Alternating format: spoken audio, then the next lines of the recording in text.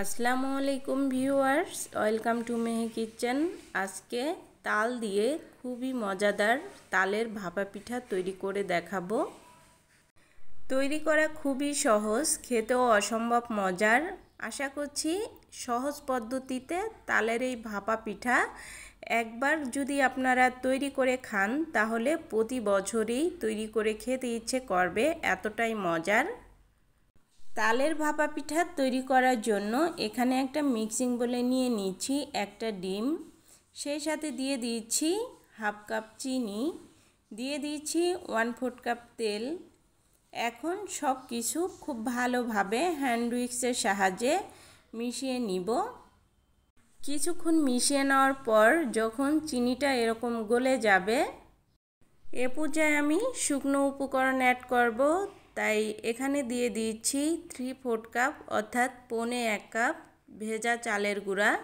আপনারা চাইলে শুকনো চালের গুঁড়াটাও নিতে পারেন। সেই সঙ্গে দিয়ে দিচ্ছি 1/4 কাপ ময়দা, আর স্বাদ বৃদ্ধির জন্য দিয়ে দিচ্ছি 1/4 কাপ গুঁড়া দুধ। সাথে দিয়ে দিচ্ছি 1 চা চামচ বেকিং পাউডার, আর এখানে দিয়ে দিচ্ছি স্বাদ মতো লবণ। আর এখন দিয়ে দিচ্ছি 1 কাপ তালের পিউরি, সেই সাথে দিয়ে দিচ্ছি হাফ কাপ নারকেল কোড়া। আর এই নারকেল কোড়াটা দিলে কিন্তু পিঠার স্বাদ আরও বহুগুণে বেড়ে যায়। সব কিছু খুব ভালোভাবে মিশিয়ে নিতে হবে। অনেক সময় দেখা যায় ভিজা চালের গুঁড়াটা তৈরি করার ক্ষেত্রে চালটা অনেক সময় বেশি ভিজে গেলে সেক্ষেত্রে কিন্তু এই মিশ্রণটা অনেকটা বেশি পাতলা হয়ে যাবে। সেক্ষেত্রে আপনারা 2 থেকে 3 টেবিল চামচের মতো ময়দা অ্যাড করে নিতে পারেন। সব কিছু যখন এভাবে মিশিয়ে নেওয়া হয়ে যাবে, এরপর একটা ঢাকনা দিয়ে ঢেকে রেস্টে রেখে দিব প্রায় 5 থেকে 6 মিনিটের মতো। আর পিঠা বানানোর জন্য এখানে আমি নিয়েছি কিছু বাটি। আপনারা চাইলে যে কোনো এক ধরনের বাটিতেই বানাতে পারবেন, এবং কি চায়ের কাপেও তালের এই ভাপা পিঠাগুলো তৈরি করে নেওয়া যাবে।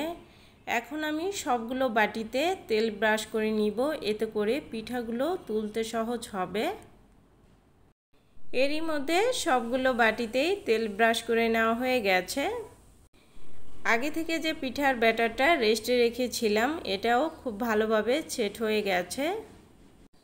সবগুলো বাটিতে এই পিঠার ব্যাটারটা দিয়ে দিব। বাটিগুলোতে পিঠার ব্যাটারটা দেওয়ার সময় কিছুটা এভাবে খালি রেখে দিতে হবে, এতে করে পিঠাগুলো যখন ফুলবে তখন কিন্তু সম্পূর্ণ বাটিটা ভরে যাবে। আর এখন সবগুলো বাটিতেই নারকেল কোড়া দিয়ে দিব, এতে করে পিঠাগুলো খেতে আরও বেশি ভালো লাগবে। আর দেখার সৌন্দর্যের জন্য আমি কিছুটা বাদাম কুচি দিয়ে দিচ্ছি। আপনারা চাইলে দিতে পারেন অথবা না দিলেও হবে। এখন এই পিঠাগুলো পানির ভাপে সিদ্ধ করে নিব। এখন পিঠাগুলোকে ভাপে সিদ্ধ করার জন্য এখানে আগে থেকে একটা হাঁড়িতে পানি গরম হতে দিয়েছি। পানির উপরে আমি একটা স্ট্যান্ড দিয়ে নিয়েছি, যেহেতু স্টিলের প্লেটে পিঠাগুলো ভাপ দিয়ে নিব। আপনারা চাইলে পিঠাগুলো স্টিমারেও সিদ্ধ করে নিতে পারেন। আমি যেহেতু স্টিলের প্লেটে সিদ্ধ করব, তাই পিঠাগুলো ভাপ দিয়ে নিতে 20 মিনিটের মতো সময় লাগবে। আর স্টিমারে যদি সিদ্ধ করেন তাহলে কিন্তু 10 মিনিটের মধ্যেই পিঠাগুলো সিদ্ধ হয়ে যাবে।